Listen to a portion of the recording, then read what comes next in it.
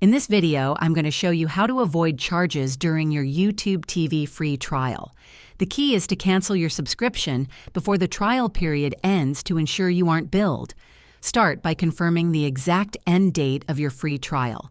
This can be found in your account settings under Membership on the YouTube TV website or app. If you signed up through an external platform like Google Play or Apple App Store, check the subscription details in their respective settings. Once you know the trial end date, set a reminder a day or two before it expires to give yourself enough time to cancel. To cancel, log into your YouTube TV account, go to Settings, select Membership, and click Cancel Membership. Follow the prompts to confirm your decision.